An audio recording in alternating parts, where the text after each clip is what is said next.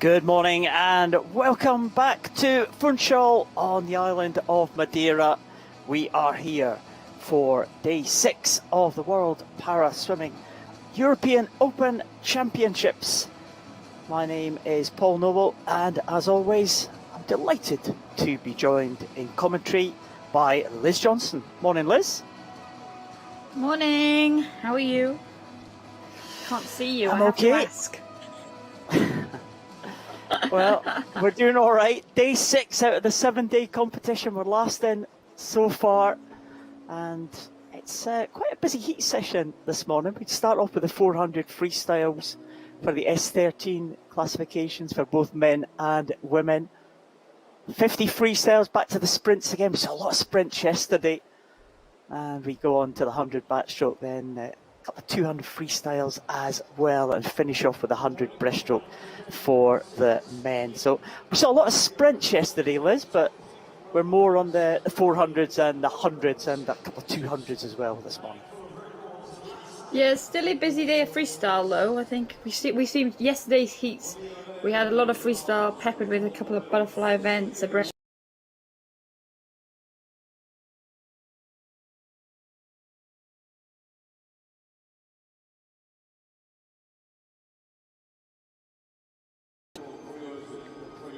Swimmers will be coming out right from the kind of entrance way there. You can see on the right hand side of the picture, as we've been doing all week. And Liz, you've been keeping tabs on the medal table all week for us. And we had a day yesterday where it really seemed like no country dominated. We had lots of different countries on the medal podium. Yeah, that's true. And as ever, my system is that I tick them off as the ceremony happens. And there were a few ceremonies that didn't happen last night, so we're still waiting on those. So nobody be typing in to complain. But I had it that last night Italy had 4 ceremonies, Ukraine had 3 ceremonies, and Russia had 4. Ukraine had 5 ceremonies. Sorry, I can't read my own writing. And Russia had 4 ceremonies. So yeah, it was. Nobody really ran away with it last night, but it was great to see so many other countries getting on the medal, top of the medal rostrum, and Sweden picking up their first gold medal of the championships too. Hey, adding to your list of countries that have won a gold medal at these championships, Pernilla Lindberg winning for Sweden, and it was a good night for Israel last night, wasn't it? Yeah, Israel, again, Ami Omerdadoin back in the water today, he'll be in later. But again, a record-breaking form for him, European this time, to go with the world record that he broke at the beginning of the championships. And another gold medal, Iyad Shalab getting to the top step of that podium as well, which is amazing. And then another bronze medal for them. So a busy night for a small Israeli team. I think they'll all be wanting to celebrate that day 5 triumph. Yeah, day 5, day 6, we are on today. The officials just getting introduced to those that are around poolside. As we said all week, no spectators in here. All you see in the stands are the teams themselves, the swimmers and their staff of the swimmers that are swimming in this particular session. Now, we've seen quite a few multi-medalists over this week, Liz, and we're going to see one in the first heat that we'll see this morning. And Ihar Boki, again, really dominant last night. 4 gold medals to his name. Yeah, I think we keep saying, don't we? We say his name a lot but that's because if you go back through the history books in recent years, I think you have to go back to about 2012, 2013, don't you? Until he was last beaten in the majority of the events. We've always said the breaststroke is where he gets challenged, and we saw him pick up silver medal in that this week. To Thalasso Engel, the German, backing up his performance at World Championships to add his European gold to world gold. But Ihar Boki, he is the dominant force in this classification, and which is why we end up speaking about him so much. He's so impressive, and he's broken records this week, but the records he hasn't broken, he's been very, very close to. We've seen a few other kind of multi-medalists. Maxim Krypak, we'll see him a little bit later on as well. And he has got 4 gold medals as well. So there's Ihar Boki. have to keep an eye on who's the best performer here at these championships. It's always quite interesting, but they've certainly helped their countries, the big medal tallies. There's the lineup for this first event for this morning. There's 9 swimmers in it, and they only have to drop to 8 swimmers to make the final. You'll see in the heats, we do use the 10 lanes if required, but in the finals only 8 lanes will be used, so just 1 swimmer to drop. So I don't expect, Liz, that there'll be heroics from all of the swimmers here, because a number of them will know that they will be comfortably qualified for that final tonight.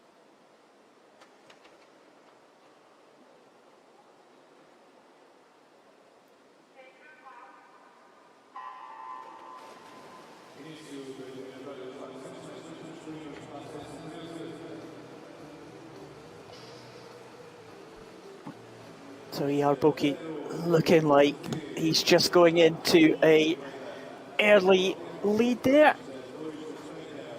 and he's in position. Look at that really relaxed stroke there. Still very powerful under the water. Looks like he's right next to the Spanish swimmer Juan Ferran Gutierrez. Yarboki, in fact, it's Alex Portal one line up from him. Apologies.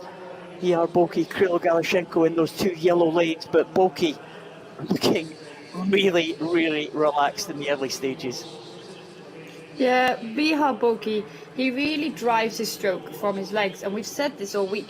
It's really difficult to tell just how fast he's going because of how relaxed his stroke is, whether he's going all out or pretty controlled.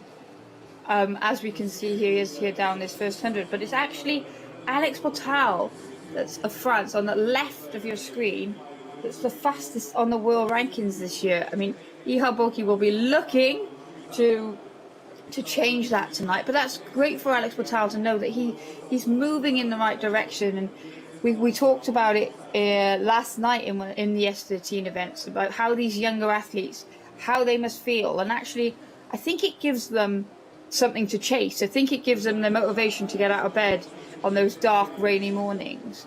And Alex Portal and Krilo Galashenko will actually, they'll enjoy the fact that they've got Ihar Boki to chase in all these events, because it means they can't rest on their laurels.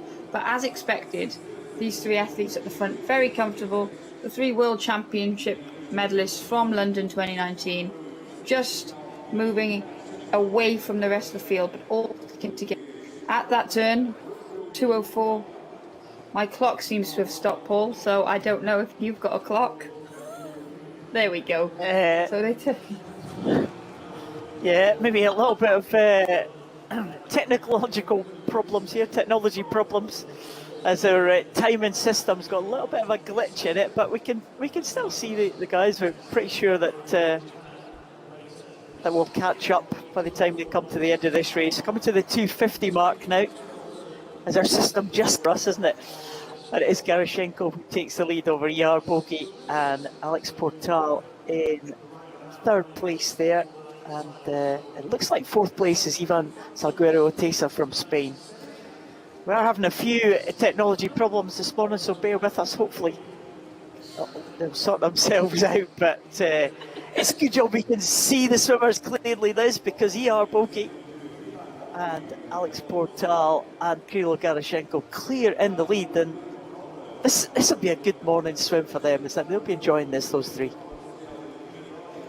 Yeah, this is about feeling comfortable and making sure you know where you're at for the final, and you'll see different athletes attack a heat like this differently when in theory they've got a relatively comfortable qualification route to the final. We might see them put in a bit of a burst down the last 50 to see if they've got the speed. Sometimes you see athletes take it out to the 100 or the 200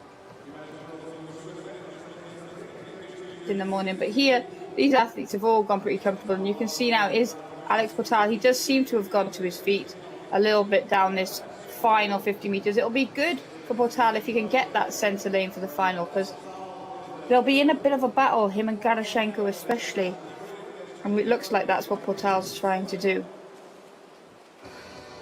Yeah, Portal is going to take that one in 407.81. The Boki in second, 408.90, and Krilo Garashenko in third spot, 409.78. All smiles for Boki and Garashenko. And there's Alex Portal as well. Now, he seems to be the one who's probably making the most improvements over the last couple of years. Sprint to the finish there, and the top there for Kilian Portal, Alex Portal's younger brother. So you'd be pleased to make the final. He looks like he's in 5th position at the moment. So there's Alex Portal. As I said, Liz, probably the one who's making the most improvements over the last few years, because could he be the next one to dip under the 4-minute mark? Yeah, I think he's moving in the right direction, and he swam at the World Para Series in Sheffield earlier this year, and he was doing best times there. So we keep talking about how the younger athletes, the teenagers, the ones who are fairly new to the international stage, will have just used this year out of international competition as an opportunity to get bigger and stronger and practice the things that they maybe wouldn't have had the time to do if they were always off traveling around trying to compete. Because racing is part of your training, but it does actually sometimes break up the consistency that you can get in your training cycles, and I think that's one thing that hasn't happened this year, which is why we're seeing so many incredible swims. Yeah, and there's Alex Portal, final swimmer, making his way in. Danilo Chufarov. He's coming in there. Finish in 9th spot, so he will be the man who will miss out on that final position. As the swimmers make their way out, top 3 pretty comfortable there. Alex Portal will lead them into that final. Ihar Boki and Krilo Garashenko. All pretty straightforward for the swimmers in that one. Hasn't been many swimmers under the 4-minute mark. Ihar Boki holds the world record at 3:55. I think only Yaroslav Denisenko has been under the 4-minute mark of anyone else, so it'd be a good achievement for any of these swimmers to get under that barrier. Alex Portal and Krilo Garashenko, they will have designs on that, I'm sure. Portal stretching away in the closing stages to win that in 4:07.81. Ihar Boki qualifying 2nd, Krilo Garashenko in 3rd. Salguero Atesa will go through in 4th place, and will be another Portal in the final. 14-year-old Kilian Portal in 5th spot.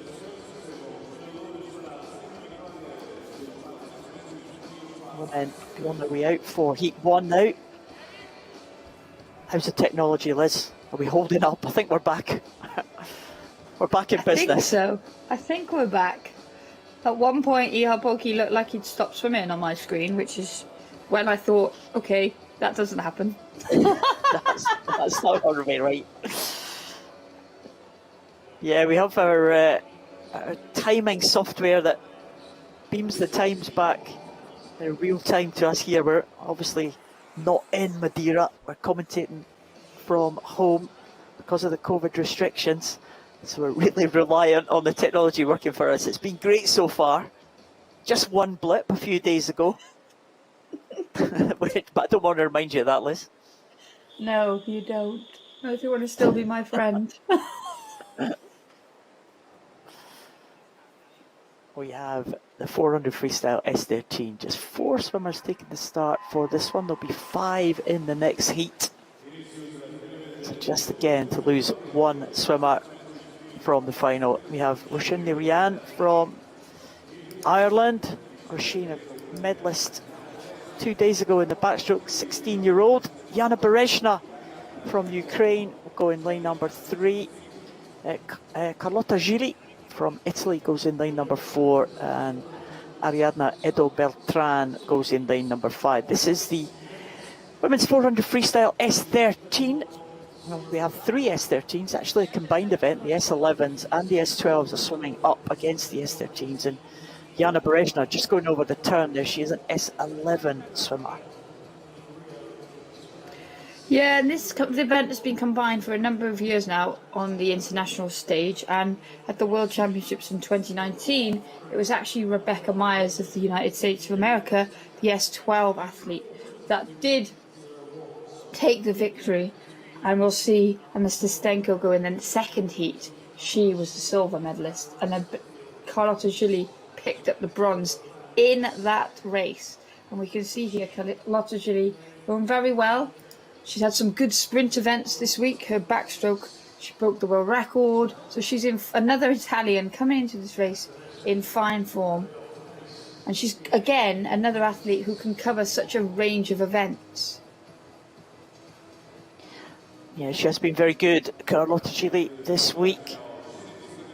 Yeah, she said just pipped by Anna Krivshina in that 50 last night. So she'll be looking to make amends today. Carlotta Gili get back on top of the medal podium.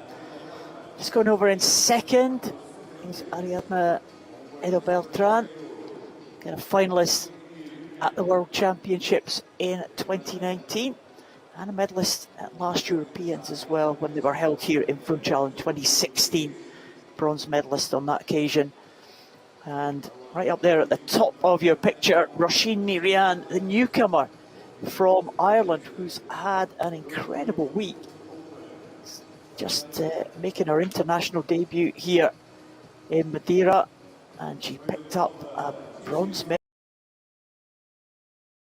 Backstroke, a real star of the future, you would say, for the Irish team. She's gone along very nicely there in lane number 2.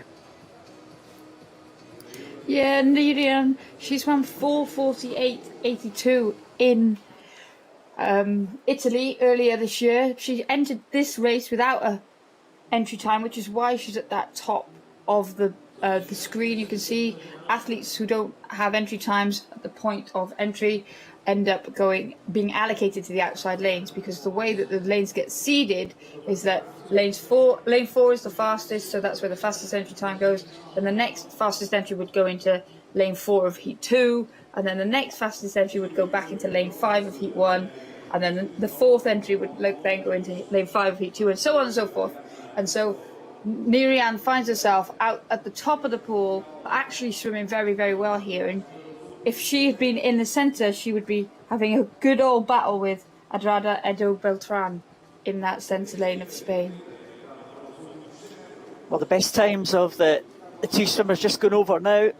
Ariadna Edo Beltran and Roisin ní Rian just separated by 2/100ths of a second on the world rankings. So they are well matched, and they're showing that here. Carlotta Gili is stretching her lead at the front of that field. She has got a decent record in this event. Carlotta Gili, World Championship silver medalist in 2017, bronze medalist in 2019. She hasn't got a European title to her name though, so she'd look to add that one to her CV. It's very close between the other two as they go over almost together on that final turn. Still, of course, have Jana Berezna as well. We'll come back to her once we see the finish of Carlotta Gili as she's coming into the closing stages now. World leading time this year is Anastasenko in 4:30.64 with second place to Katja Dedekind from Australia. So Carlotta Gili is in comfortably, 4:41 for her. That'll place her quite high in the world rankings already. The close contest that we thought it might be between Edo Beltran and Roisin ní Rian, just 0.6 of a second separating those two, with the touch going to the Spanish swimmer. Yeah, and as expected, the S13 athletes are now into the finish, but still going in lane 3. It is the S11 athlete, Jana Berezna of the Ukraine. She's 2 categories lower, but it's most impaired category in the visually impaired section of paraswimming, and for the athletes who have no vision at all. And there you can see Berezna. She had a successful week, a trip to the podium in the 100 metres breaststroke, and she was just getting tapped to turn into that final 50 metres. Carlotta Gili looking really comfortable this morning, but Berezna going very well here. They will. She is swimming up, as I said. There's only one set of medals on offer, so the records are still up for grabs, but that world record is very fast in the S11 classification. 5:02.19 for Lisette Brunsma of the Netherlands. As I said, Beresna had a great breaststroke. She's a breaststroke specialist, and here we can see her now just come in the final wall. She touches there 6:12.32 for Yana Beresna of Ukraine. At the front of the field, it was always really Carlotta Gili. Dominated the event there. Very close contest for second. Ariadna Edo-Beltran, Rasheen Rian, separated by 2 lanes across the pool. Only separated by 0.6 of a second at the end.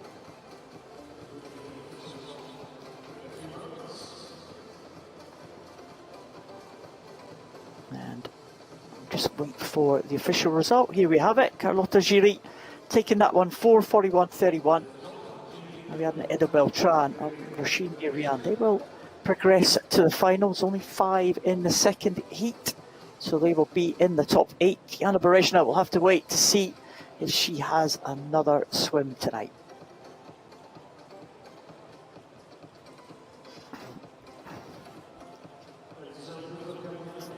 The S11s have had a few races this week. There's a few exciting contests we've had in the S11s.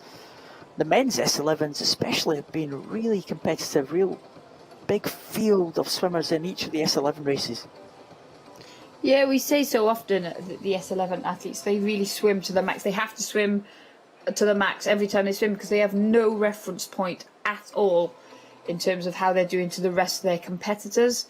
But in this longer distance race, as I said, the S11s do find themselves swimming up a class or two to be combined with the S12s and S13s.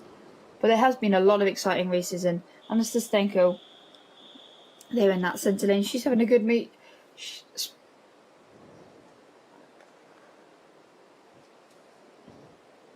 Yes, Stastenko, the reigning European champion in this event. It wasn't held in 2018, it was held back in 2016, and as Statenko won it on that occasion. She is the European record holder as well.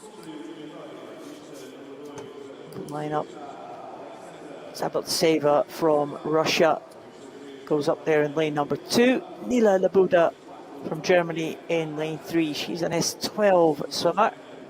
Anna Stetsenko, the S13 European record holder. Maria Delgado Nadal, another of the S12 swimmers. She goes in lane number 5, and Slovakia's Tatiana Blatnarova goes in lane number 6, another S11 swimmer. So a range of visual impairments here. The S11, 12 and 13 classes all for athletes with a visual impairment. S11 have no vision at all, and S12s and 13s have partial vision, so S12s have less vision than the S13s. But it is Anna Stetsenko. Again, she'll know that she's going to be comfortable into the final. It's just whether she wants to be right next to Carlotta Gili in that final, because that promises to be another good head-to-head between those two. Yeah, and we saw it in the men's event as well. Alex Portal putting a bit of a sprint at the end. And actually that centre lane will be beneficial to him, because with the visually impaired athletes, obviously the S11s have no vision at all, but the S12s and the S13s, they have a range of vision, but often they have huge blind spots or specific vision that they like a small tunnel or very short-sighted, and so often they can't see their competitors either. And so sometimes you'll see the S12s and the S13s looking to get into a specific lane so that they can at least see those people. And when you know you're going to be in a tight battle, as Stastenko knows she's going to be with Gili, then it's really important that you can maybe at least see that person going one way. So we do see them vying for the lane, and Stastenko is in a controlling lead at the front, but it will be an exciting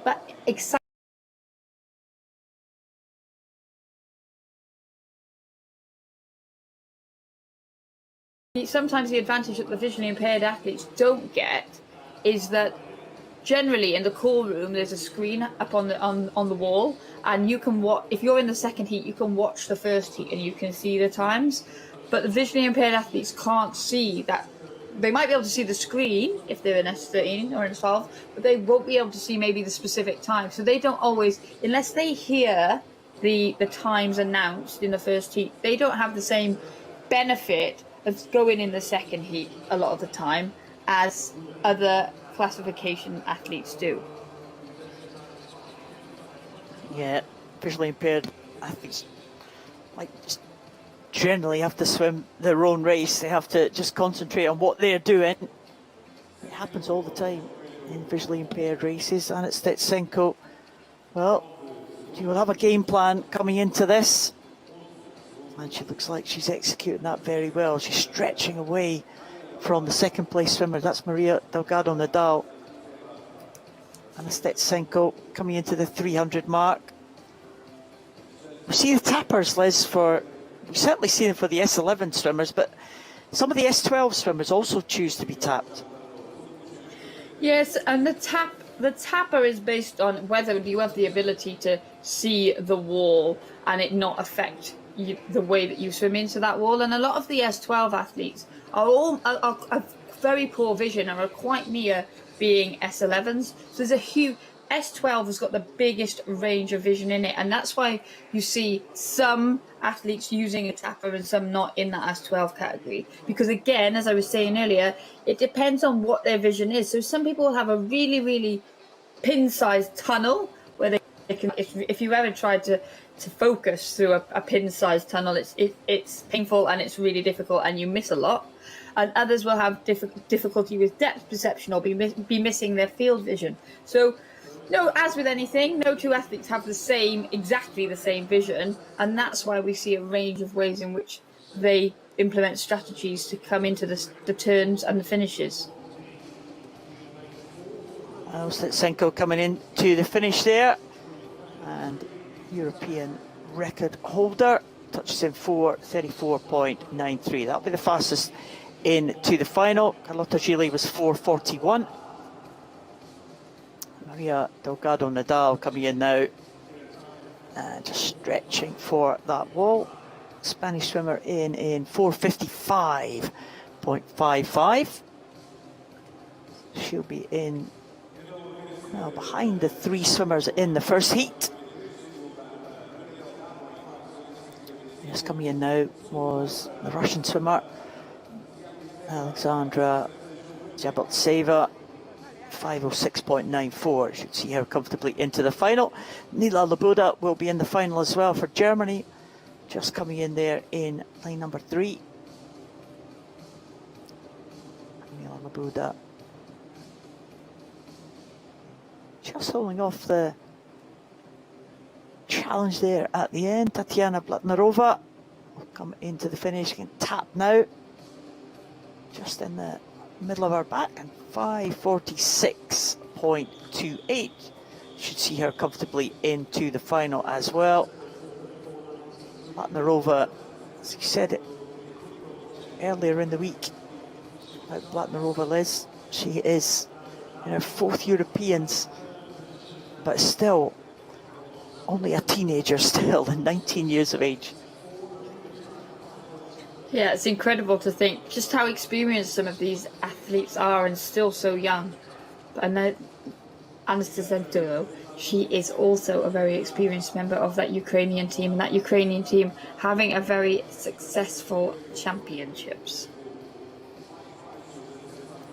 So the result, not yet official. You'll have to get the blacked out goggles that the S11 swimmer wears. So Blatnarova will have to get the blacked out goggles checked before the result becomes official. Yeah, the tapping sticks. I was just going to say that the tapping sticks, they get submitted prior to the beginning of competition. So any deviation from what is typical in a swimming program that you see, it always gets checked prior to, but the blacked out goggles get checked after every race. Here's Stetsenko taking that second heat. And she will progress into the final in first position, ahead of Carlota Giri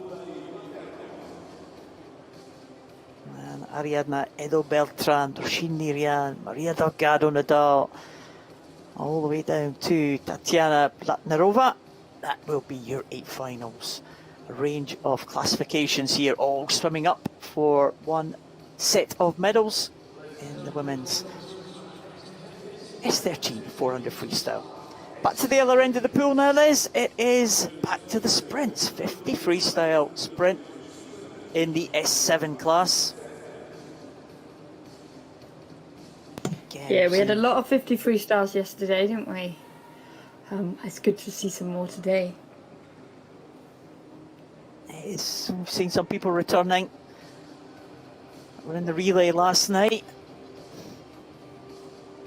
And we have 5 swimmers in this first heat. We have 6 swimmers in the second heat.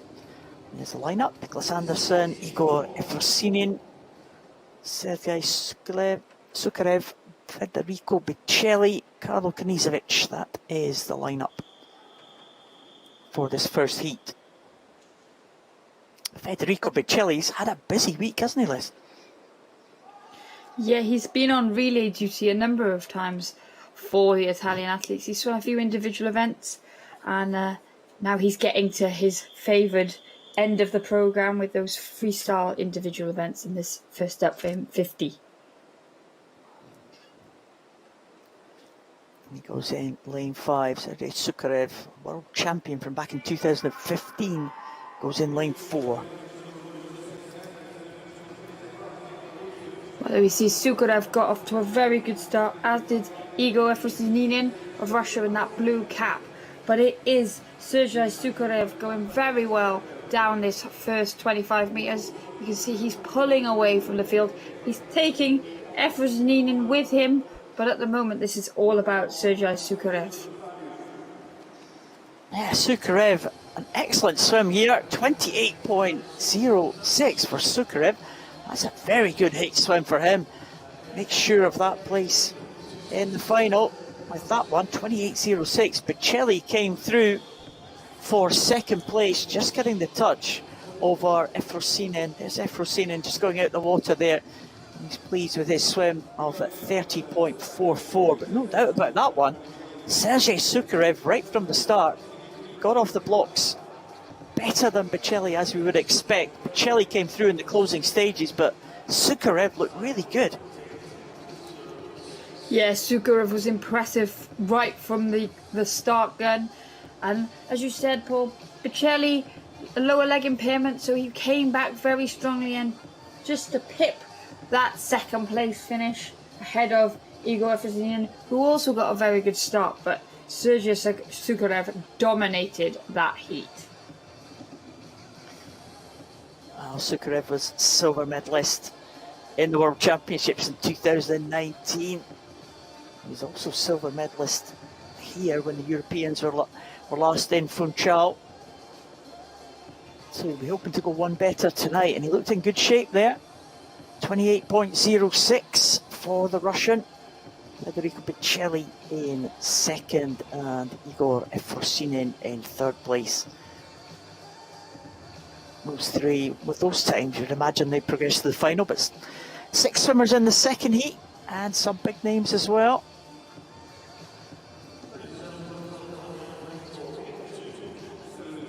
Come out now for this heat number 2. Martin Batka of Slovakia leads them out there. He'll go in lane number 7. See Tobias pull up there, the tall figure of Andrei Trusov. What a week that he's had. A couple of gold medals. Impressive swim yesterday in the butterfly. He's next to his teammate Evgeny Bodaiko. There's the lineup: Antti Rada, Tobias Pollock, Andrei Trusov, Evgeny Bodaiko, Mikey Jones and Martin Badka. Bodaiko, twice a European champion in this event. Trusov, the reigning European champion in this event. And also the world champion from 2019. There's Bo Daiko. What a record he has in international competition.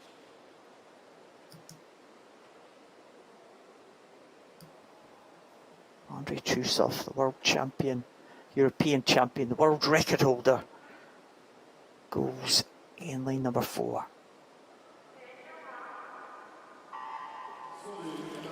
Well, as in Heat 1, we'll see Bo Daiko use that underwater and try to get an advantage, but already Andrei Trusov, with his quick reaction time and powerful stroke, has overhauled the advantage that would have been expected, and the two Ukrainians are pretty much level at this moment. Yeah, Trusov just using his strength in the closing stages here, but Bo Daiko giving him a real challenge here as they come into the finish. And it will be Trusov will take it, 28.71 for him, with Bo Daiko in second, 29.14. And Tobias Pollock coming through for a good third place in 30.25. Mikey Jones in fourth, 31.21. Should be enough to see him into the final. It's Tobias Pollock, but there is Trusov. And he just looks, we said it last night, Liz, such a powerful figure, isn't he? Yeah, he is, and he's really perfected a way of just diving in and skimming under the water and coming straight up and into his stroke, because he knows he has no propulsion in that underwater phase. And we can see that strength in those shoulders just pulling him through to that victory. It was a closer race than the heat number 1, but again, it sets us up for a very exciting final.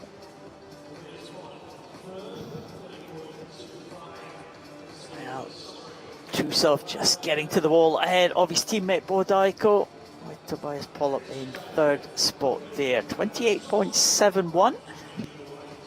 That'll see Trusov safely into the final, but he will be behind the Russian Sergei Sukharev. So a very impressive 28.06. There are the swimmers who will advance to that final this evening. Sukharev looked very good there. He's got big lead in the heat, but you would imagine, Liz, that Trusov, a little bit more to come. Yeah, definitely. And again, it sets us up for exciting race, because Trusov and Pacelli, they come through strong at the end, and it will be the Russian athlete that leads them out. So we'll have another one of those 50-meter sprints where we just see people chasing each other down the pool, and it could come down to a very, very tight finish. All the women are out for the 50 freestyle S7. And we have 5 swimmers in this first heat. In lane number 2, one of my favourite names to say, Meri-Mari Mäkinen from Finland. And in lane 3, Sabina Weber-Treiber. 4 and 5 see the 2 Ukrainians, Anna Hontar and Irina Anisimova. And in lane 6 is Nil Sahin from Turkey. Anna Hontar again will be in the fast lane in lane number 4. Irina Anisimova next to her. Sabina Weber-Treiber will go from the sit start as well. World Championship gold medal back in 2017 for the Austrian. Yeah, and getting away well there. It was Sabine Weber-Treiber in lane 3 in that green suit for Austria, but Anna Hontar in the centre of the lane. She is the fastest in the world this year, and you can see that high stroke turnover that the Ukrainian uses, bringing her to the forefront now, just to reel in Weber-Treiber as we come into the final stages of the race. Yeah, Anna Hontar just pulling away now. Sabina Weber-Treiber just in second place now. Those two will qualify comfortably for that final. 34.06 for Anna Hontar. Not a bad time at all for her for this morning's heat. And Sabina Weber-Treiber in second place, 35.54. All smiles there for Anna Hontar. Sabina Weber-Treiber breathing a little bit heavier than Anna Hunter at the finish there, but she had a good time, 35.54 for the Austrian. Third spot was the second Ukrainian, Irina Anisimova, in 37.59. But Anna Hunter, she's had a good week, Liz. A couple of good performances. Her individual medley was very good at the start of the week, and she's continued that good run of form. Yeah, we've seen a number of athletes, as we keep saying, coming into this race, producing very, very competitive times, but also world-class times. And Anna Hunter is an athlete who has been managing to do that this week.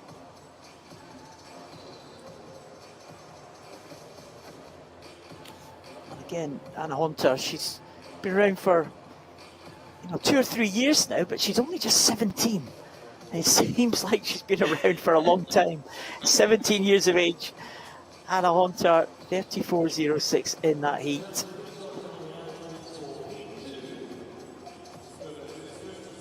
Heat 2's got some big names in it as well. 3 Swedes taking the start.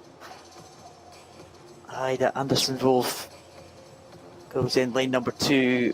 Agnes Kramer, who's had a great championships, in lane number 3. She seems to have had the better of her teammates this week. Denise Graal, great medal at the start of the week in the 400 freestyle, looked very powerful in the 400, and this is more of Denise Graal's territory, you would say, the 50 and the 100 freestyle. But she will have Giulia Terzi, the in-form swimmer from Italy, to contend with. Third Swede is Nicola Sinclair Maitland. And in lane number 7, the second German in this heat, Katarina Rusla. But Denise Graal, Giulia Terzi, this will be a fascinating battle between the two. Yeah, Giulia Terzi going from that sit-start, but using it to her best advantage to get up and into that quick stroke rate that she has.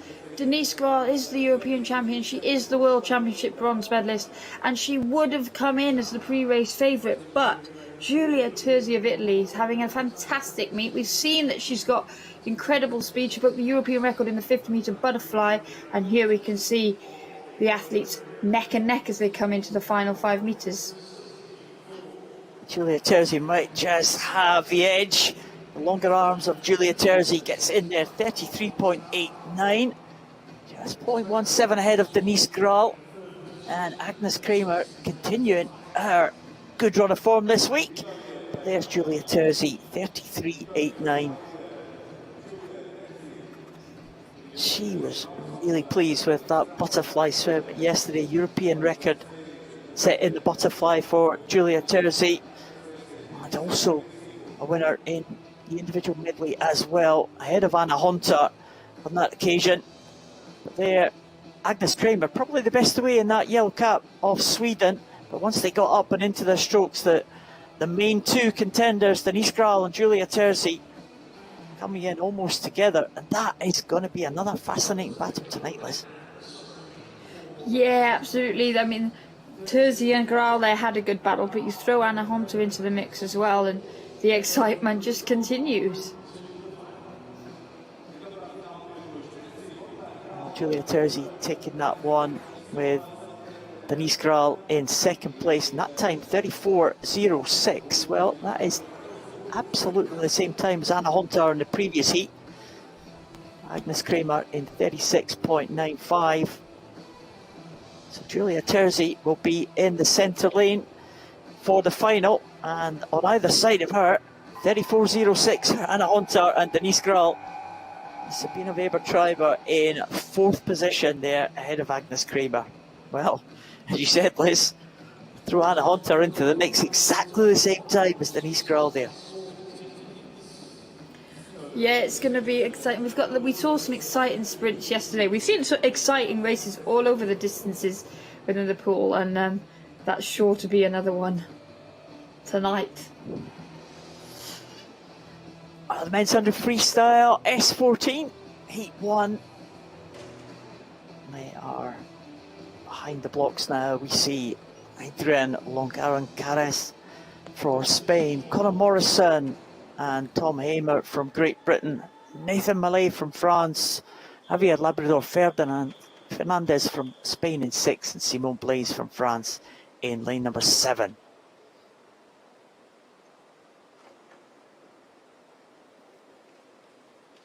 Two from Spain, 2 from Great Britain, and 2 from France in this first heat of the men's 100 freestyle S14. Tom Hamer of Great Britain in the centre lane, lane number 4. Yeah, this is Tom Hamer's first real. Saw him going at 200 metre freestyle, and here he is again in the 100, the shorter distance. He likes the speed. He had to work really hard over the years to control his speed down the first half of a 200 metres, because that was the Paralympic event and that was where he needed to conserve some energy for the back end. But now we see him going very well in this 100 metres. He can just unleash the power and the speed and the excitement of being back in a competitive competition. And it is Hamer who leads by a body length into the final 25 metres. Well, it's almost a perfect spearhead here in this first heat. Tom Hamer leading them home ahead of the Frenchman Nathan Mallet and Britain's Conor Morrison. But Tom Hamer, Mallet, and ahead of Morrison.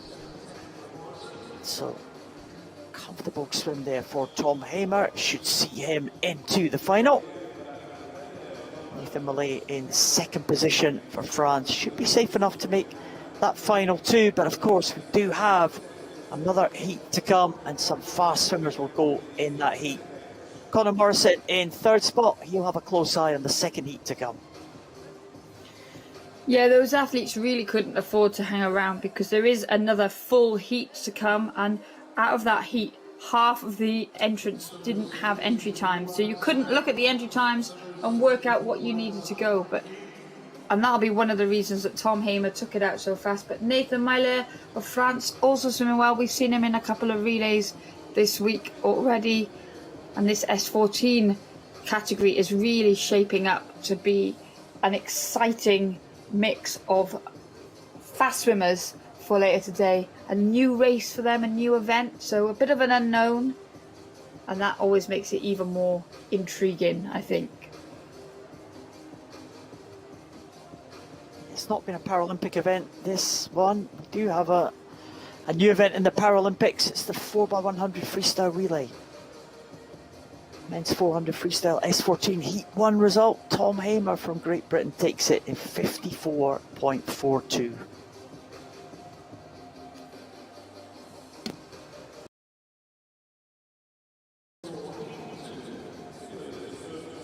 Yeah, a number of the swimmers will be looking to try and clinch a place in their relay teams for Tokyo, because that's a big event, isn't it, for the S14 class? Should be very exciting. Yeah, it's the first time that the S14s will have had a relay at the Paralympic Games, and we talk so often about how much people love a relay, everybody involved, whether it be spectators, athletes or officials, and so that is why we now have this event, so that the athletes can post times to be considered. 2 Brazilians will take the start for the second heat of the men's 400 freestyle S14. Also 3 Russians in this field.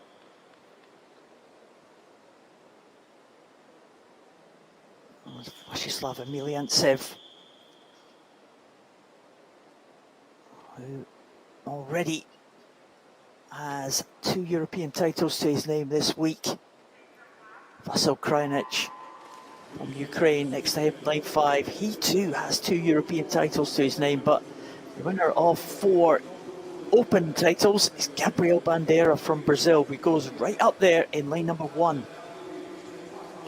Yeah, and Bandeira looks to have got off to a good start at the top of the lane, but also going very well. It is Mikhail Kulyabin of Russia in lane 7, who's also had a number of trips to the podium. He's going very well. He turns first in 26.00, and actually Bandeira back down in 7th at the turn, and it was Vasyl Krajnic who turned 2nd at the halfway stage. But now this is where the swimmers start to all close the gap on each other, and the question is, can Kulyabin hold on?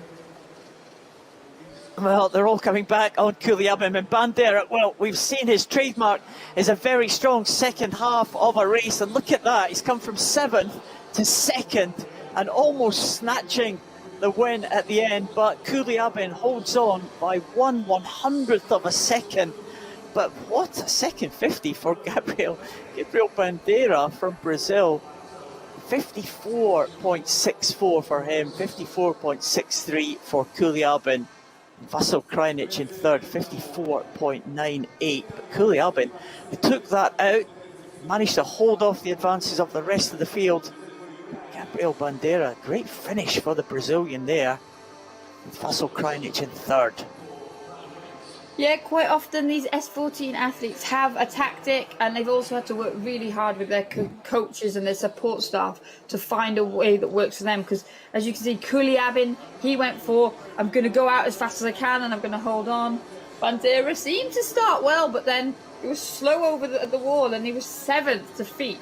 But he, as you said, he built through the race. And then Krajnic, he tends to mark other people that he's swimming close to in order to get his time. So there's a range of tactics, because S14s do struggle sometimes to hold on to their own tactics. So they have to work. That's a really complex part of the race for them, and it means that excitement unfolds everywhere. Kuliabin takes the second heat by 1/100th of a second ahead of Gabriel Bandera from Brazil. Vasil Krajnic also under the 55-second mark in third position for Ukraine.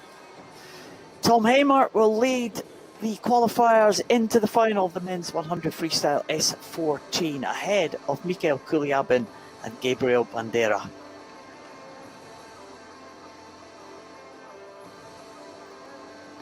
Well, Bandera impresses us again with that second half of that race, Liz. And it's a great weapon to have, isn't it?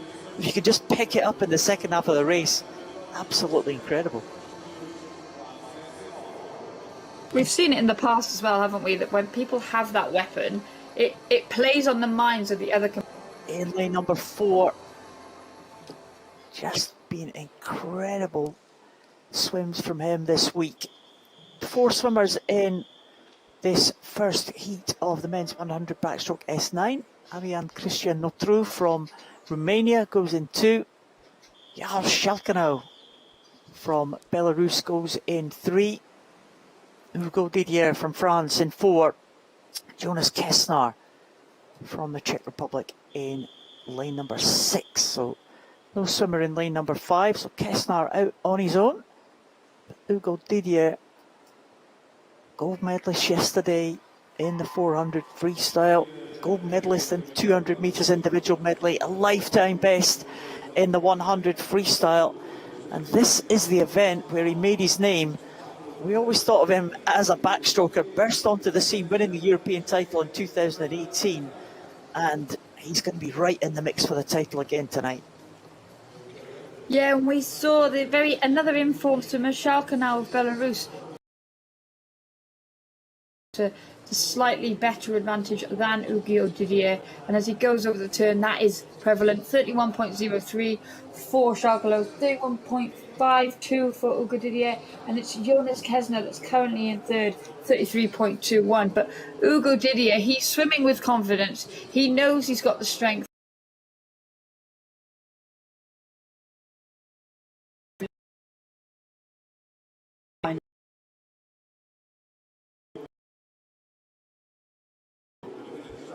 The lower stroke rate than Hugo Didier. He's coming in 103.66. That's a decent time for Shalkanau there. Improvement on his entry time, but he's been doing that all week. Yeah, or Shalkanau, 103.66. Be pleased with that one. Hugo Didier in 104.40.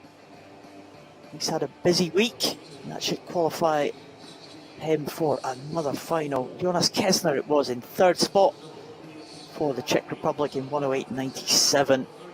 Arian Cristian Notru from Romania, 116 for the Romanian. Shalkanau has been good. Hugo Didier has been good this week, but Shalkanau looked very comfortable there, and it was a good time for him, Liz. Yeah, and we talk about athletes swimming with confidence, and Yaho Shogano has got to be one of those as well, because we've seen some really, really strong performances from him. At the beginning of the week, he was doing personal best times and just missing out on podiums in very competitive S9 races, and then he did manage to get the result that he was looking for. So he's someone again who's having a great meet here. Yeah, Yaho Shogano, 103.66. That'll progress him to the final. And 104.40 will do the same for Hugo Didier. Jonas Kessner, 108.97. Well, you'll have to wait for the result of the second.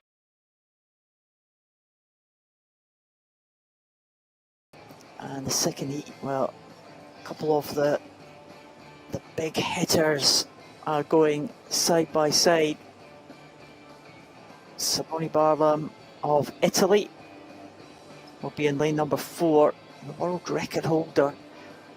He set that world record in the World Championships in 2019, where he won the gold medal ahead of Hugo Didier, the silver medal. And last night, Liz, we saw Simone Barlam go against Bogdan Moscovoy in the relay, and it was Moscovoy who finished ahead of the world record holder inside the world record time. Yeah, Bogdan Moscovoy looked very strong last night. 101.1 he went in that relay split. So they're both probably a bit tired this morning. They swam last event last night. And again, they're in a commanding position in this heat. So we might not see that speed this morning, but they'll be looking to set themselves up and get a good lane for tonight. Miss Simone Barlam, he's had a great week, great swim in the 100 freestyle. He's still got arguably his best event, the 50 freestyle, to come. And a full lineup: Yuri Basinski from Ukraine in 2, Malte Braunschweig from Germany in 3, Barlam in 4, Moscovoy in 5, Simone Chiuli from Italy in 6, and Sam de Visser from Belgium in 7. Yeah, and there we can see everybody off and up and going well. Down in the lane 6, getting the good use of that underwater was Simone Chiuli of Italy. But now all eyes are back in the centre of the pool, and is that black cap of Simone Barlam with that long stroke that we've become accustomed to seeing from him, going very well. But you can see that Moscovici is looking pretty comfortable too. But it'll be Barlam that turns first, 30.74. Simone Barlam just heading down Moscovoy. He'll know it'll be fairly comfortable qualification. We saw Hugo Didier as well going to 104. I'm sure he'll go faster in the final, but Barlam and Moscovoy just pulling up now alongside Simone Barlam. That's showing real power in the closing stages of this 100 backstroke. Moscovoy might just take it. He stretches for the wall in 104.02. Barlam 0.2 of a second behind him. Simone Chiuli in 107.34 will be in 3rd spot, just ahead of Malte Braunschweig, who's also had a good week, the German swimmer, qualifying for a few finals. But this Simone Barlam just pipped in the closing stages of that one. Simone Chiuli as well for Italy. There's Bogdan Moscovoy as well. He looked good in the closing stages, Liz. Very powerful as he came into the last 10 or 15 metres. Yeah, he just seemed to pick it up a little bit. He looked strong. He was getting a good kick that was bringing him through. And backstroke, so often, the leg muscles and the kick really drive a backstroke. And we can see there Moscovoy. He's obviously going to be confident after last night's swim. He'll have known how significant that swim was in that relay last night, and he'll be looking to repeat that tonight. Yeah, another great final in prospect again. Barlam, Moscovoy, Hugo Didier, Hugo Schalke now. Oh, this S9 class has been great all week. Moscovoy takes that second heat, 104.02. Barlam in second position. Cooley in third, just ahead of Malte Braunschweig. Should be enough to take the German through to the final, I think. Yeah, there he is, sixth place. Schalke now leads the way in 103.66. Moscovoy in second. Barlam in third spot. Another one set up for tonight, Liz. We keep saying it, but it's true, isn't it? My goodness. And I guess it's what we would expect, right? Like I guess we keep forgetting that it's Paralympic year, and actually, okay, it's been a 5-year cycle instead of a 4-year cycle, but this is where everybody is at getting to that point, the peak of 4/5 years worth of training. So, and we're only a few months out now, so this is where the athletes want to be. It is indeed, and it's been a great championships set to continue today and for the last day tomorrow as well. So Mark Gunnarsson there in the shot, the Iceland swimmer. Just missed out on the podiums this week. Two Czech swimmers, David Kratochvil and Miroslav Smirka.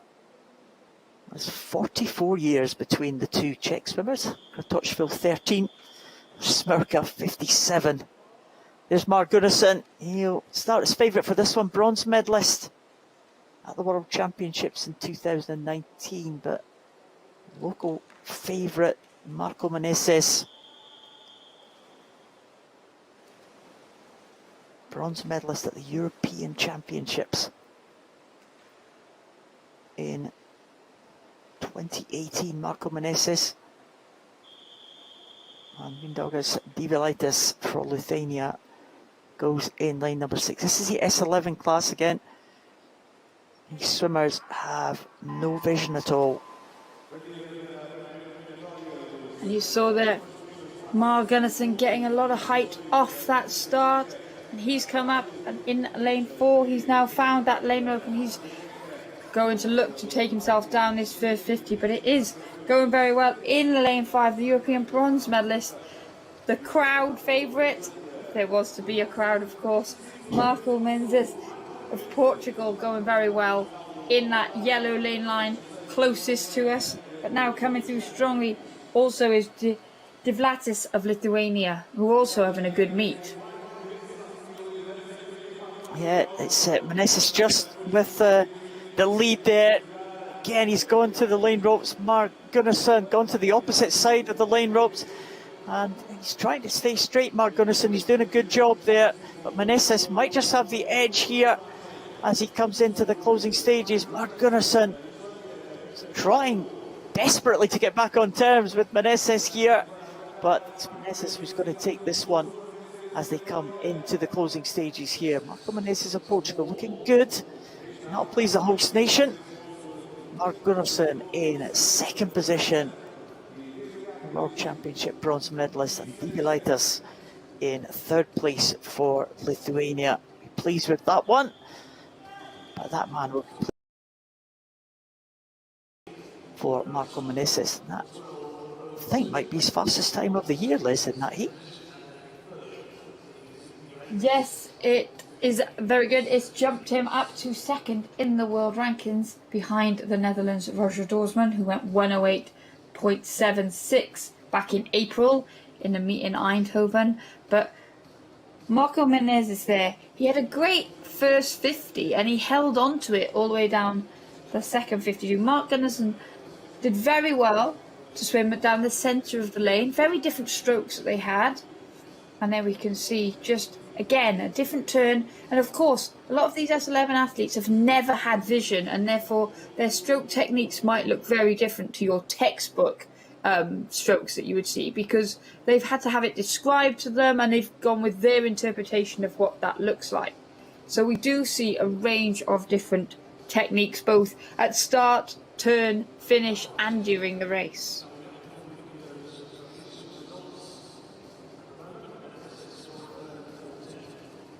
And we'll wait for confirmation of the result. The blacked out goggles, of course, have to be checked. And we saw some of the swimmers not wearing blacked out goggles. We've always said, you know, you need to wear blacked out goggles, but of course that doesn't apply if you have prosthetic eyes, does it? No, exactly. And the blacked out goggles are there to ensure that no one has any advantage. So, because there is a case where you can be registered blind, but you can still tell light from dark. And obviously, as you're swimming into a wall, that might be the difference between you knowing like when to slow down or when not. So the blacked out goggles are there for anyone who might have any vision at all, but obviously if you have prosthetic eyes, then the chances of you having any vision at all are 0. And as a result, you do not have to wear blacked out goggles. Thank you, Liz. Very concise explanation there.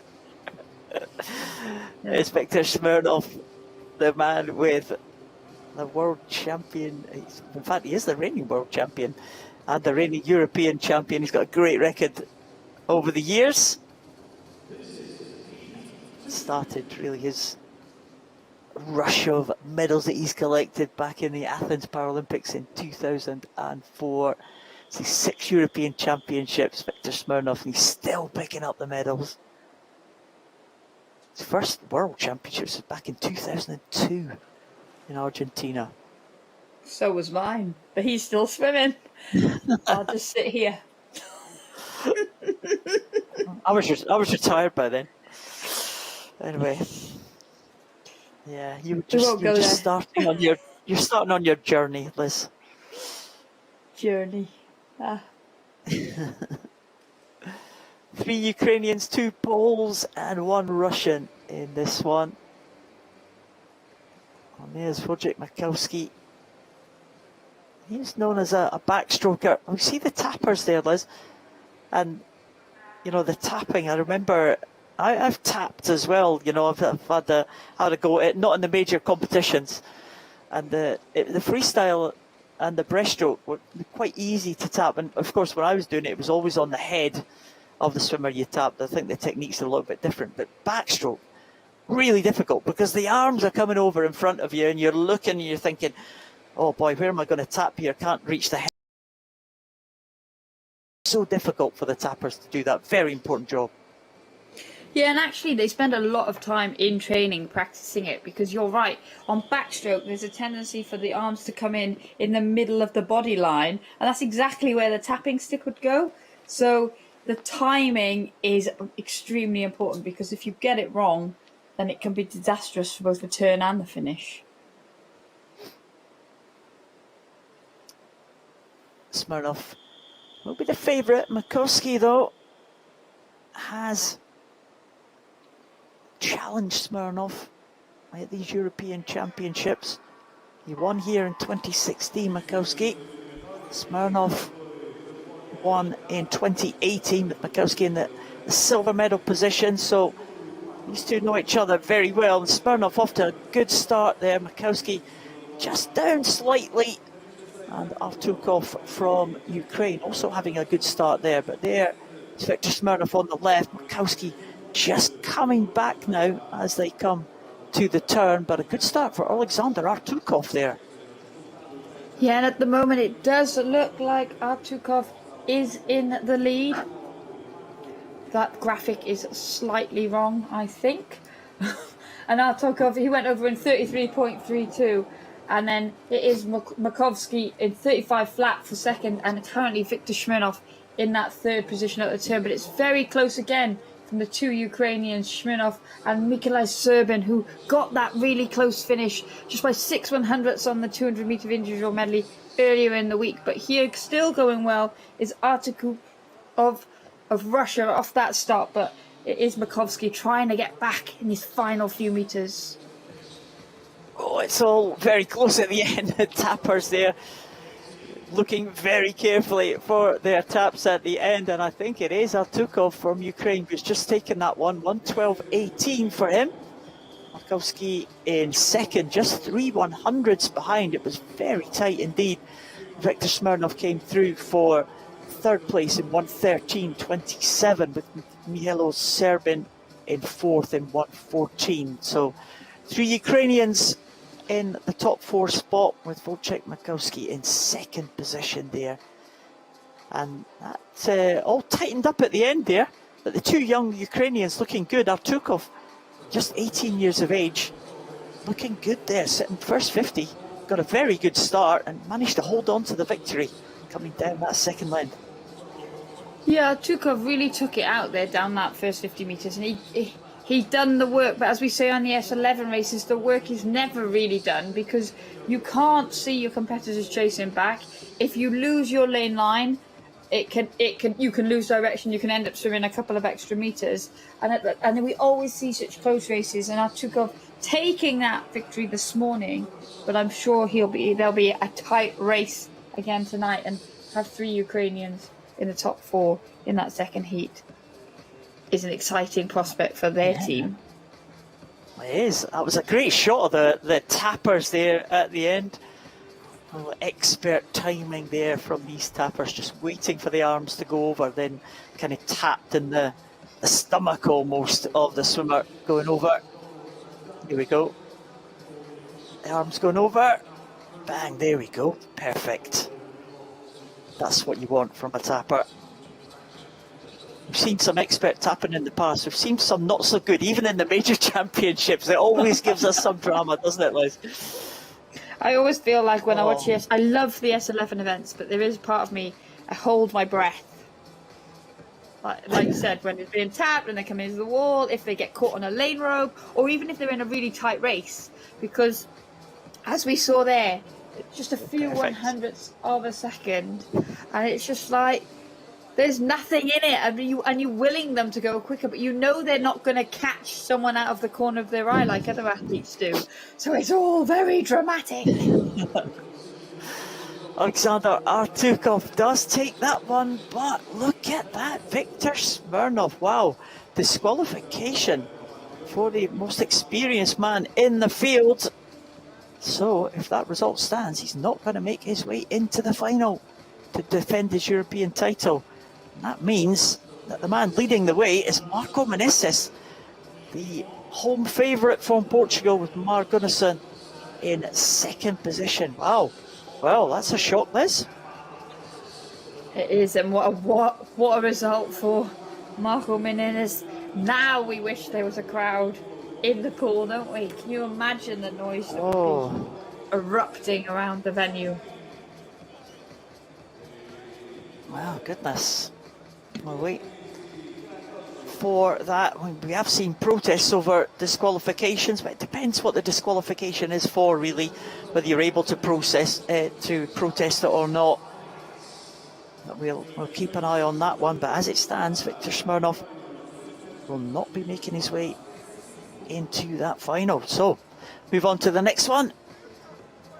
The men's 200 freestyle in the S5 classification. And I think just one heat of this one, if I'm right, Liz. Yeah, one heat of this one. We have 10 swimmers.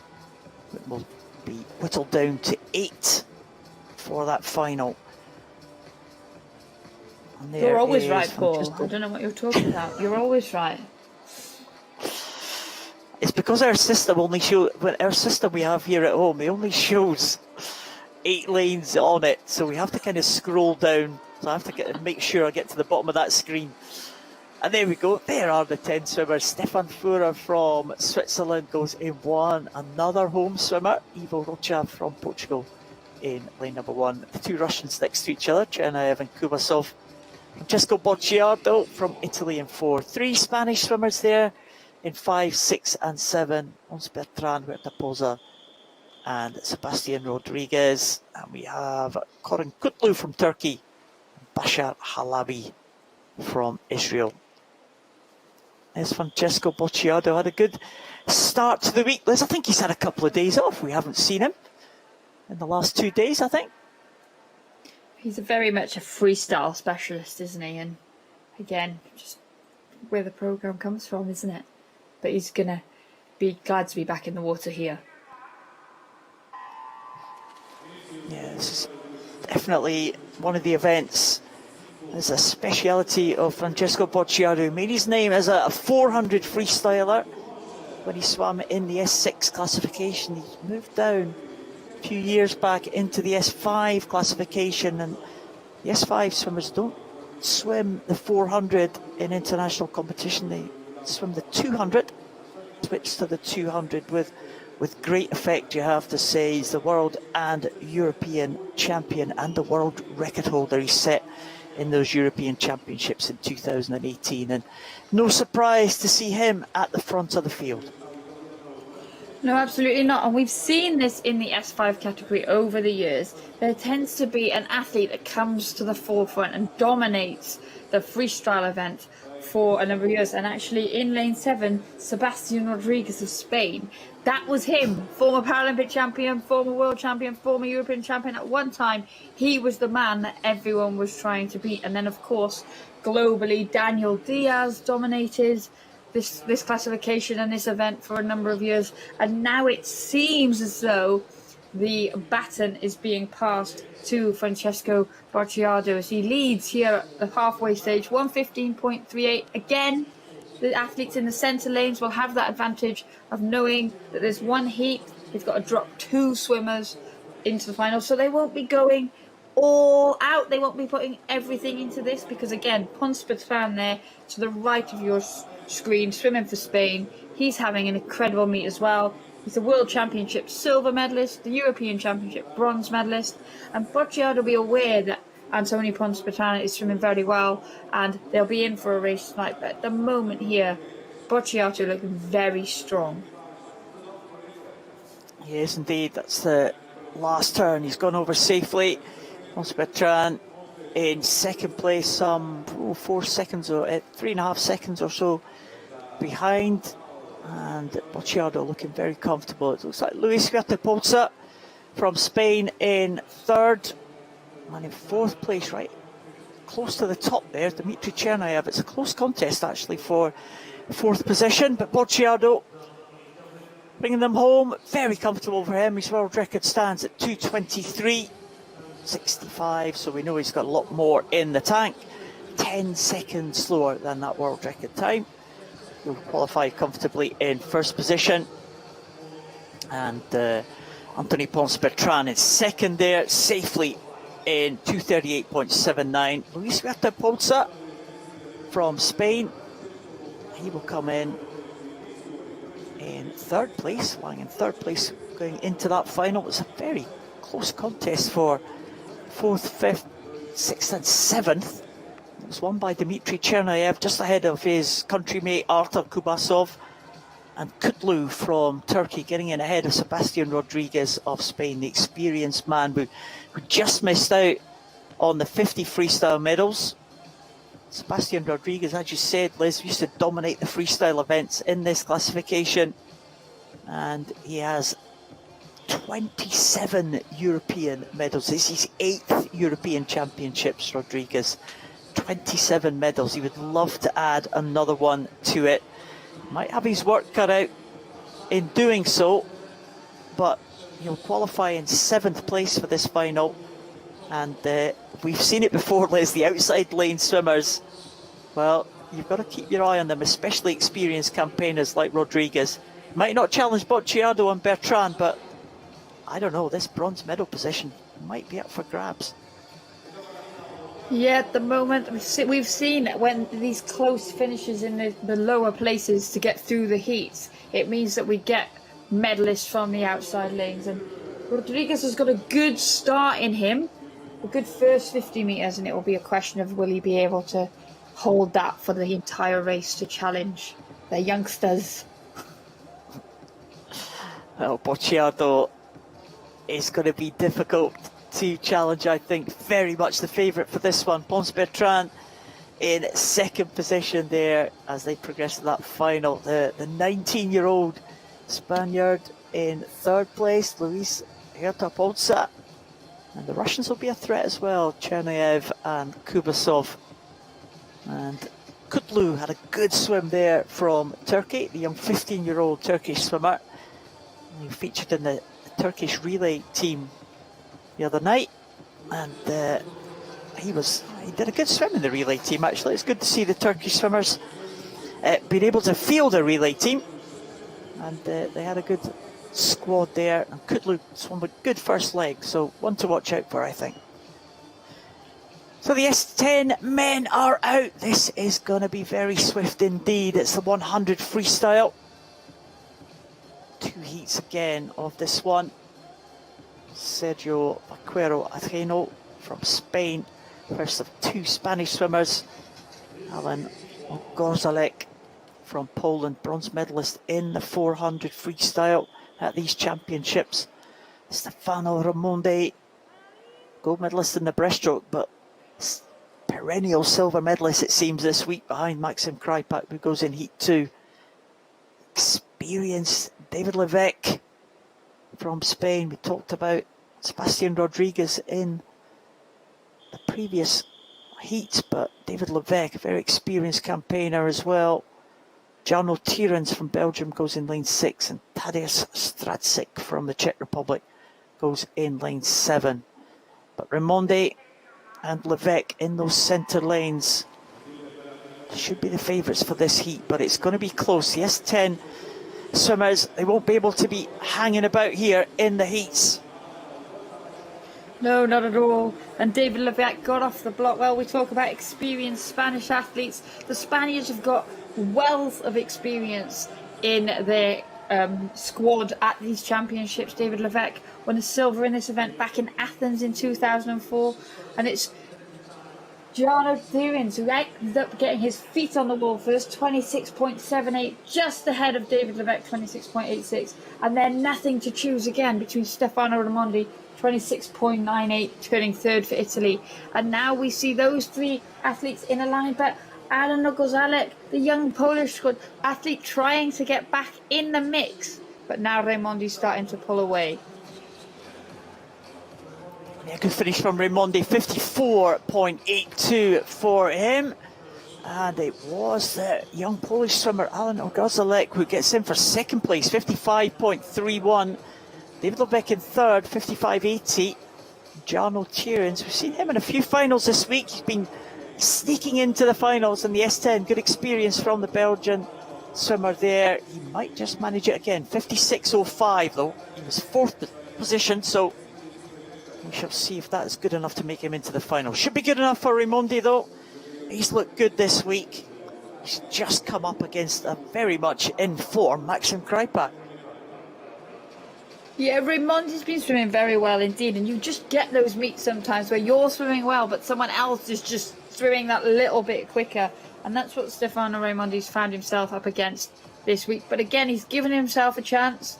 He's given himself the opportunity to have a good lane for the final, and potentially another exciting race. But it'll be a nervous watch for Jarno Tierens, because the next heat is pretty quick. Yeah, Raimondi takes that with 54.82. 2 other swimmers under the 56 second mark, and Jarno Tierens 56.05, just over that mark. And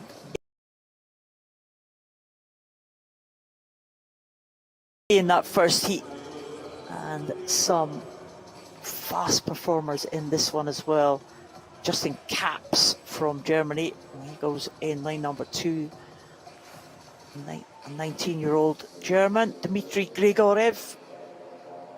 We've seen him take a medal yesterday in the butterfly. He was European champion back in 2014. Maxim Krypak, well, what a week he has been having. 4 gold medals already to his name. Dmitry Bartosinsky, the Russian swimmer, goes in lane number 5. Bartosinsky, a silver medalist the last time championships were held back here in Funchal. Artem Isayev, the second Russian in lane 6. Matic Petrovic, 19-year-old from Croatia, in the outside lane.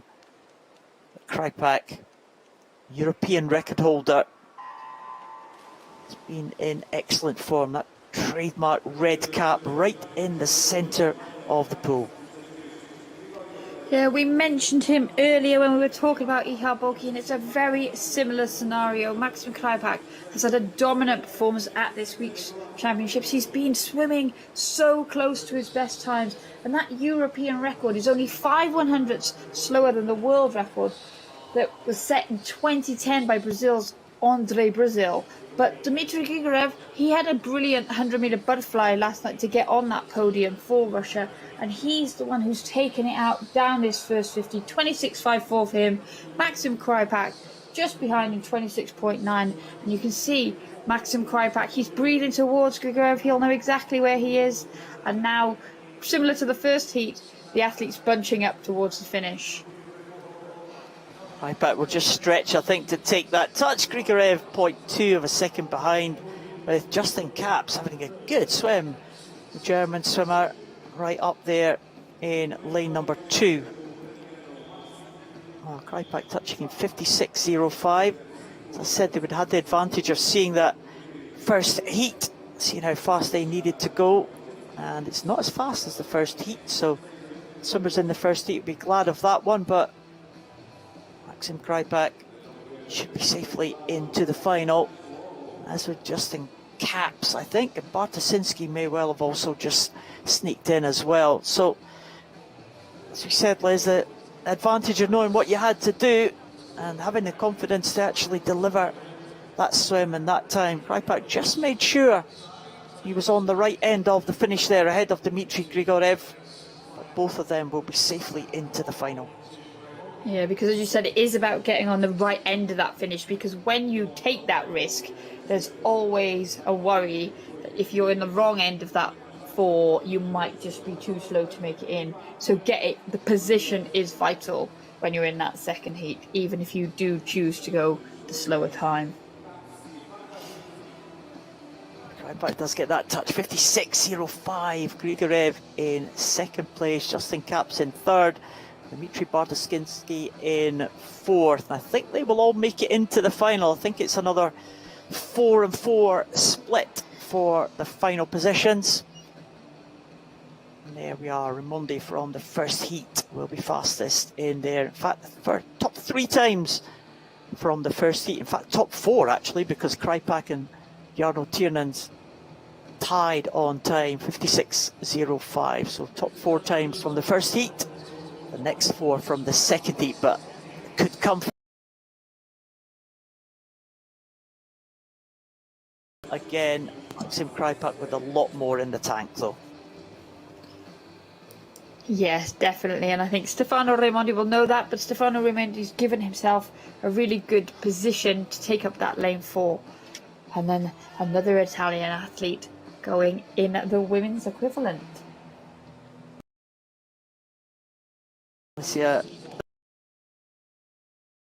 Lane, you have Jenna Rajahalme from Finland in lane number 1, Julia Benito de Tena from Spain, in fact Rahalme in lane 0, Benito de Tena in lane number 1, Susanna Kaul, Estonian sprint medalist in the 50 freestyle earlier, she goes in lane 2, Olivia Jablonska in lane 3 from Poland, Alicia Skotakini, the favourite from Italy in 4, Bianca Papp, what a week she's been having for Hungary in 5, Emmeline Pierre from France in 6, Cosima Reinicki from Germany in 7, and Francisca Castro from Spain in 8.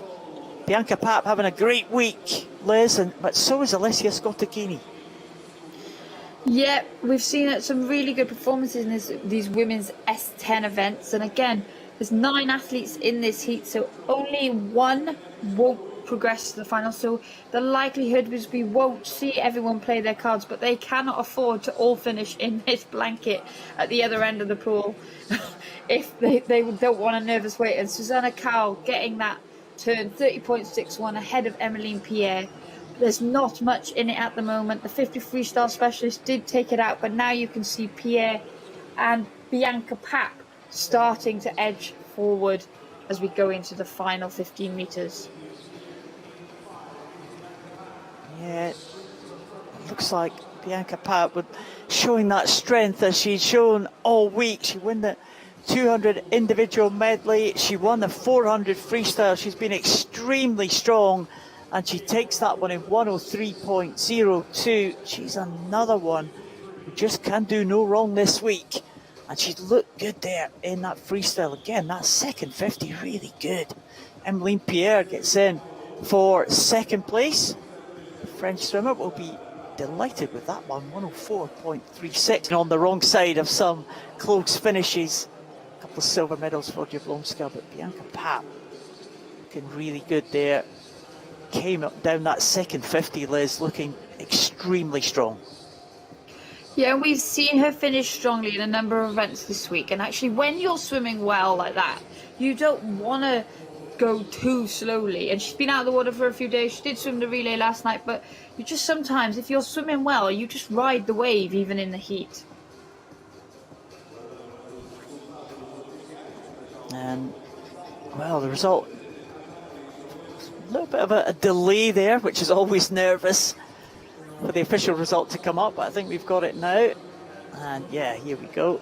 Bianca Papp takes it, 103.02. Emmeline Pierre qualifies in second position ahead of Olivia Jablonska. The sprint specialist Susanna Cole will be hoping to get another medal for Estonia, and Alicia Skotakini, the favourite for this pre-race favourite, is actually in 5th place, but she will be a danger.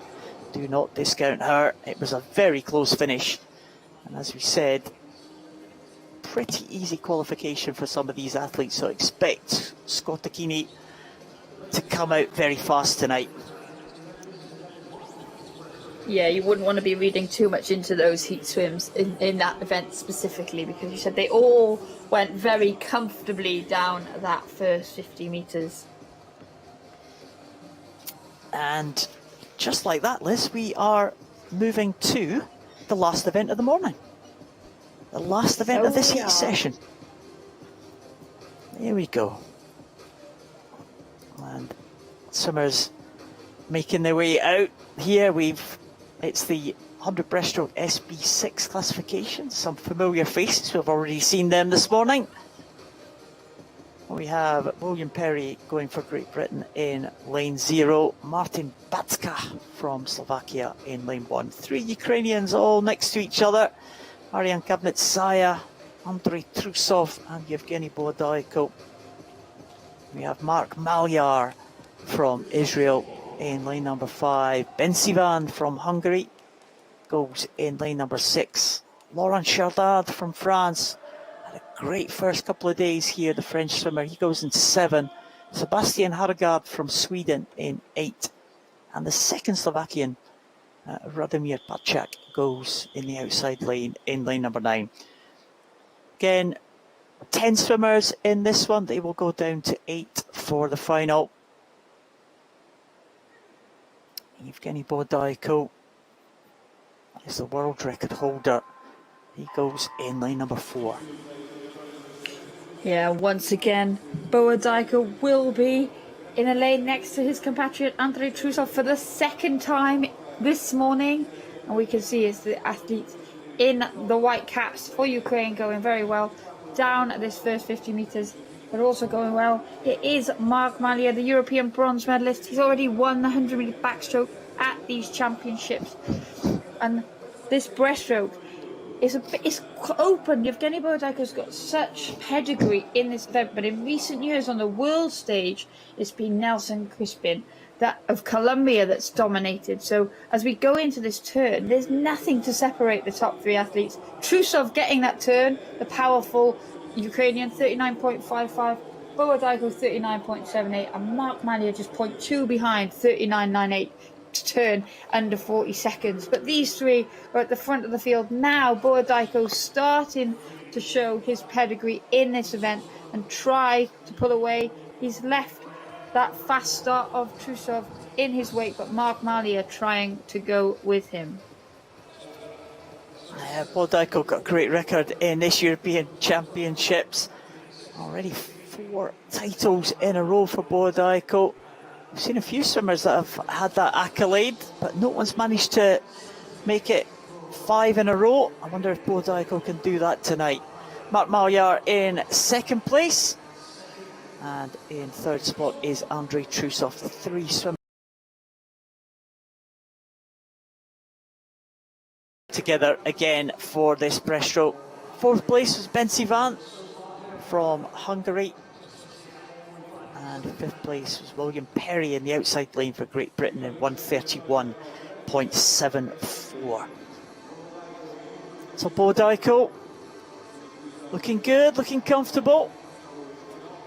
That was a decent swim for him. We'd be pleased with that one, I think, Liz. Yeah, it's a really good time. We saw him in the 50 freestyle earlier, and now just as Pakac comes in for Slovakia to round out that first heat, we move back to Boyodiko, and this is an event that he really was the person who stepped this event up, wasn't he? He moved it on significantly and hovered around at a 126, 127 for a while, and then Yevgeny Boyodiko found his form in this event and then took it under that 120 mark.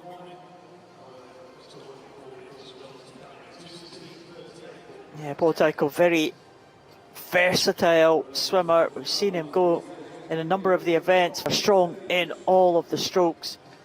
But the breaststroke, as we said, in an individual medley quite often makes the difference, and he is an extremely strong breaststroker, and that has made a difference for his medley swimming as well.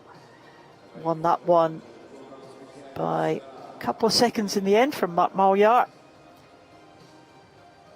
Malyar will be hoping to move things on again tonight. These two had some great contests this week. Andrei Trusov as well, completing the trio. Again, we are waiting for this one, and that's a nervous look there for Boyodiko. Well, yeah, again, when the SB7 category, there's a lot of different types of impairment, which means there's a lot of different exemptions that are allowed within the way that strokes performed, and so the referees then have to check that against each swimmer's record to show what is a permitted legal stroke for them, which is why often it can take a bit of a lengthy time in that. But Boyodiko, the time was good, and Mark Malyar, his time was 3 seconds quicker than he went at the World Para Series in Sheffield. So it wasn't a sluggish heat. And now you can see everybody waiting, staring at the scoreboard, not wanting to leave the pool side. It has to be the last event too, where this happens.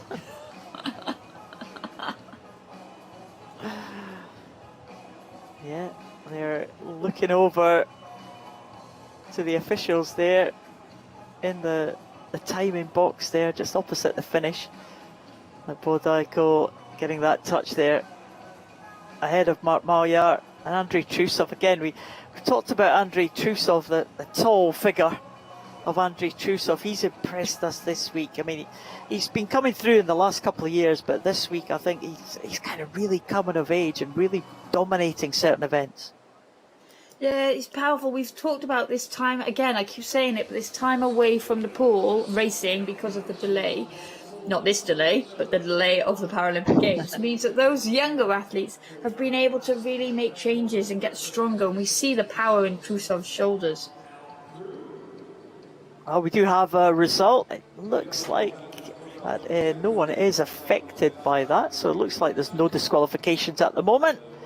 So that's good news for everyone. Yevgeny Boyodiko will qualify for that final in first position. He can go and have his swim down, have his lunch now that he's seen the result. Mark Malyar in second place and Andrei Trusov in third place. Those top three will look to renew their rivalry again tonight for the final session. And it is the final action for this morning. It has been another excellent day of heats, and we look forward to another exciting final session tonight. 22 events will crown new European champions tonight here in Funchal in Madeira, and we are looking forward to it already. The session will kick off at 5:30 local time for Madeira, right here in the Olympic swimming pools complex on that picturesque setting on the hillside in Funchal.